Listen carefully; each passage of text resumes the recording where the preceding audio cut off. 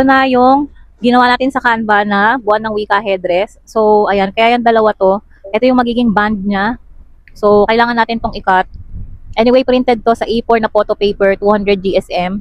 Pero sample ko lang naman kasi to para ipakita sa inyo. Yung tinitinda namin is 230 GSM yung ginagamit namin para i-cut natin to. Nag-stop pala yung recording ng video ko. So, dami pa namang kinwento. Sabi ko, so habang nagugupit ako, ang dami kong chika. Sabi ko nga, yung mga tinitinda namin is hindi manual cutting dahil yung sister ko meron siyang kuyi na cutter.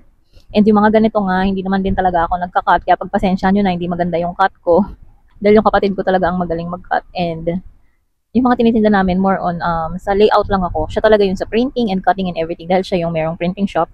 So minsan sumasideline lang ako ng mga layout. Pero nagle-layout din naman yung sister ko. So going back, nagupit ko na nga to sa dami ng kwento ko. And then hindi naman pala nag-record yung video. So, ayan, nagupit ko na siya. Ituloy lang natin yung paggupit. Ayan, babawasan ko pa tong dulo dito. Ito yung magiging band niya kasi. Paikot sa ulo pag sinuot natin itong headdress sa bata. Ito, karugtong yan nito. So, gupitin pa rin natin to.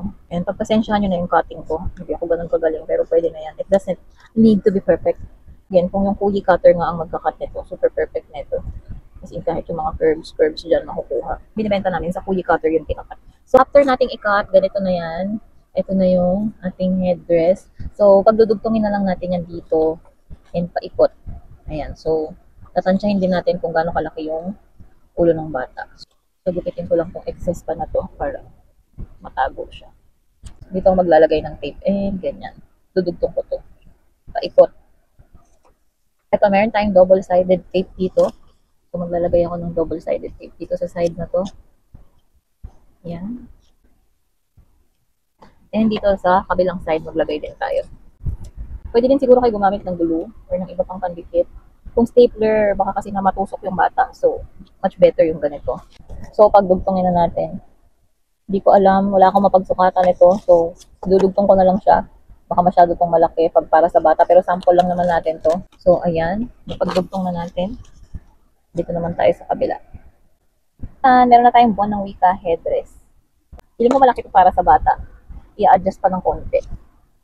So, ito na yung isa sa mga headdress. Cute, o diba? So, yung isang A4 size, malaki siya. So, yung pinaka-band niya, i-adjust nyo na lang para sa bata. Kasi kumasya siya sa akin. Sinagad ko yung kabit. Nakita nyo naman. Ay, ang cute din naman pala. Ang cute ng design ko. Pwede na.